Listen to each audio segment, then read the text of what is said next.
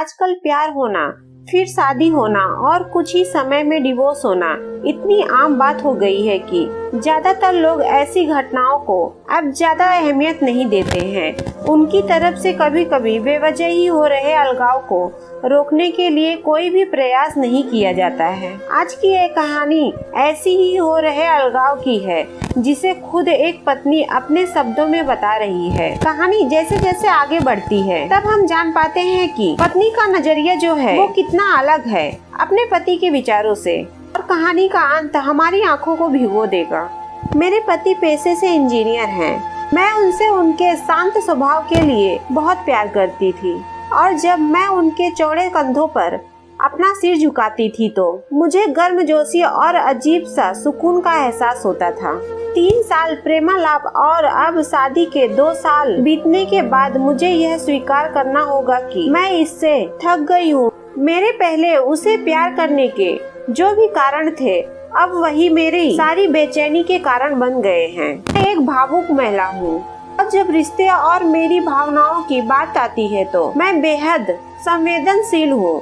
मैं रोमांटिक पलों के लिए उसी तरह तरसती हूँ जैसे कैंडी के लिए तरस रही एक छोटी सी लड़की। मेरे पति मेरे बिल्कुल विपरीत हैं। उनकी संवेदनशीलता की कमी और हमारी शादी में रोमांटिक पलों को लाने में उनकी असमर्थता ने मुझे प्यार के विषय में निराश कर दिया है। एक दिन मैंने आखिरकार उनसे अपने मन की बात बताने का फैसला किया कि मुझे तलाक चाहिए, और मैंने हिम्मत करके उनसे बताया। तो चौंकते हुए पूछे, आखिर क्यों? तो मैंने कहा, मैं थक गई हूँ। दुनिया में हर चीज का कोई कारण नहीं होता है। वह पूरी रात चुप रहा, हर समय हाथ में एक जलती हुई सिगरेट लिए गहरे विचारों में डूबा रहा। इससे मेरी निराशा की भावना बढ़ती गई, क्योंकि मैं एक ऐसे आदमी को देख रही थी जो अपनी दुर्दशा को व्यक्त भी नहीं कर पा रहा था। भला मैं उससे और क्या उम्मीद कर सकती थी? और अंत में उसने मुझसे पूछा, मैं तुम्हारा मन बदलने के लिए क्या कर सकता हूँ? किसी ने सच ही कहा है कि किसी के व्यक्तित्व को बदलना मुश्किल है। मुझे लगता है मेरा उस पर से विश्वास उठना शुरू हो गया। उसकी आंखों में गहराई से देखते हुए मैंने धीरे से उत्तर दिया, मैं तुम्हें एक सवाल पूछती हूँ। अगर तुम्हारा जवाब मेरे दिल को मना सके तो मैं अपना विचार बदल दूंगी। मान लो मुझे एक पहाड़ी के चट्टान पर खिला एक फूल चाहिए, और हम दोनों को ये पता हो कि उस फूल को तोड़ने से तुम्हारी मृत्यु हो जाएगी, तो क्या तुम मेरे लिए ऐसा करोगे? उसने कहा, मैं कल तुम्हें इसका जवाब दूंगा। उसकी प्रतिक्रिया सुनकर ही मेरी उम्मीदें धराशायी हो गई। मैं अगली सुबह उठी तो पाया कि वह चला गया था, और सामने के दरवाजे के पास खाने की मेज पर दूध के गिलास के नीचे उसकी कुदरती लिखावट के साथ कागज का एक टुकड़ा पड़ा था, जो पढ़े जाने पर ये बातें बयां करता था। प्रिय, मैं तुम्हारे लिए वह फूल नहीं तोड़ूंगा, लेकिन अगर तुम चाहो तो मैं तुम्हें इसके पीछे का कारण जरूर बताऊंगा। यह पढ़ते ही मेरे दिल के हजारों टुकड़े हो गए। फिर भी मैंने पढ़ना जारी रखा। जब तुम कंप्यूटर का इस्तेमाल करती हो तो तुम हमेशा सॉफ्टवेयर प्रोग्राम को गड़बड़ कर देती हो। अंत में तुम स्क्रीन के सामने बैठकर रोती हो। मुझे अपनी उंगलियों को जिंदा रखना पड़ेगा ताकि मैं पुनः स्थापित करके तुम्हारे कीमती आंसू बहने से रोक सकूं। तुम हमेशा घर की चाबियां घुमा देती हो, इसलिए मुझे दरवाजा खोलने के लिए अपने पैरों को जिंदा रखना पड़ेगा ताकि दरवाजे को तोड़कर तुम्हें घर के अंदर ले जा सकूं। तुम यात्रा करना पसंद करती हो, लेकिन हमेशा एक नई जगह में अपना रास्ता भूल जाती हो। मुझे तुम्हें रास्ता दिखाने के लिए अपनी आंखें जिंदा रखनी पड़ेगी।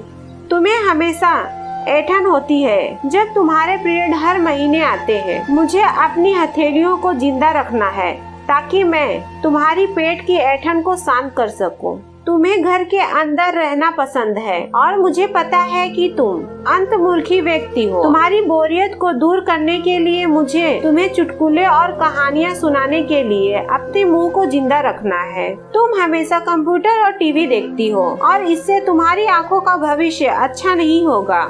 मुझे अपनी आंखों को बचाना होगा ताकि जब हम बूढ़े हो जाएं तो मैं तुम्हारी आंखें बन सकूं, तुम्हारे सिर से सफेद हो रहे बाल चुन सकूं, तुम्हारे नाखूनों को बिना तुम्हें चोट पहुँचाए काट सकूं।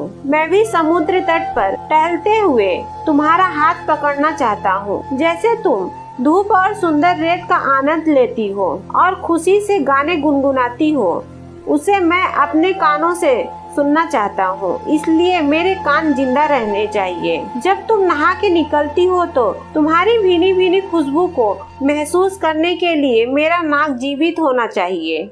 इसलिए मेरी प्रिय, जब तक मुझे यकीन नहीं होता कि कोई है जो तुमसे इससे अधिक प्यार करता है, मैं तब तक उस फूल को नहीं तोड़ूंगा। और जिस दिन ऐसा कोई आया जो तुमसे इससे अधिक प्यार करे, मैं खुशी खुशी उस फूल को तोड़ लाऊंगा। ये पढ़ते ही मेरे आंसू पत्र पर गिरे और उसकी लिखावट की स्याही धुंधली हो गई। मैंने उसे पढ़ना जारी रखा।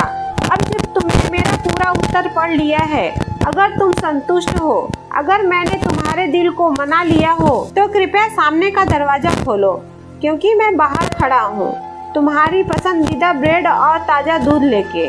मैं जल्दी से दरवाजे खोलने के लिए दौड़ी और उसके चिंतित चेहरे को अपने हाथों में कसकर पकड़ा और चूम लिया और उसकी बाहों में मैं समा गई। अब मुझे पूरा यकीन हो गया कि कोई भी मुझसे इतना प्यार नहीं करेगा जितना वह करता है। नहीं तोड़ने का फैसला किया। यही जीवन और प्रेम है। जब कोई प्यार से घिरा होता है तो उत्तेजना की भावना दूर हो जाती है और वह उस सच्चे प्यार को नजरअंदाज कर देता है जो शांति और नीरसता के बीच में होता है। प्यार सभी रूपों में प्रकट होता है, यहाँ तक कि बहुत छोटे और सूक्ष्म रूपों में भी।